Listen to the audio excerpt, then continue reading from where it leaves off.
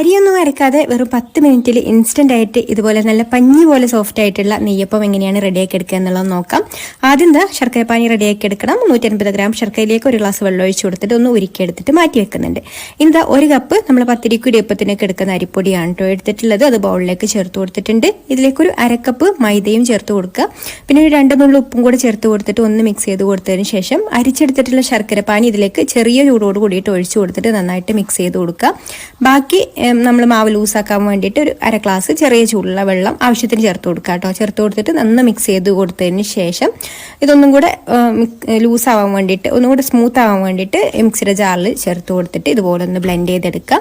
ഇനി ഒരു 2 table spoon റവയും ഒരു 1/2 ടീസ്പൂൺ ഏലക്കാപ്പൊടിയും 1/4 ടീസ്പൂൺ ചെറിയ ജീരകം കൂടെ ചേർത്ത് മിക്സ് ചെയ്ത് കൊടുക്കുന്നുണ്ട്. പിന്നെ ഒരു 2 നുള്ളി ബേക്കിംഗ് സോഡയും അതുപോലെ 1 ടീസ്പൂൺ നെയ്യും കൂടി ചേർത്തിട്ട് നന്നായിട്ട് മിക്സ് ചെയ്ത് കൊടുത്താൽ ഇതാ നമ്മുടെ മാവ് റെഡിയായി. ഇനി നല്ല ചൂടായിട്ടുള്ള ഓയിലിലേക്ക് ഇതുപോലെ ഓരോ തവി മാവ് ഒഴിച്ചു കൊടുക്കുക. നന്നായിട്ടൊന്ന് പൊങ്ങിക്കഴിഞ്ഞാൽ പിന്നെ ലോ ഫ്ലെയിമിൽ വെച്ചിട്ട് പൊരിച്ചെടുക്കുക. ഒരു സൈഡ് കളറൊന്ന് മാറി വന്നാൽ പിന്നെ തിരിച്ചിട്ട് കൊടുത്തിട്ട് ഈ ഒരു സൈഡും 2 സൈഡും ഒരേ കളറായിട്ട് വരുന്ന സമയത്ത് നമുക്ക് എടുക്കാം. അപ്പോൾ അതാ നമ്മുടെ നല്ല അടിപൊളിയായിട്ടുള്ള സോഫ്റ്റ് ആയിട്ടുള്ള നെയ്യപ്പം റെഡിയായി. വീഡിയോ ഇഷ്ടമായിട്ട്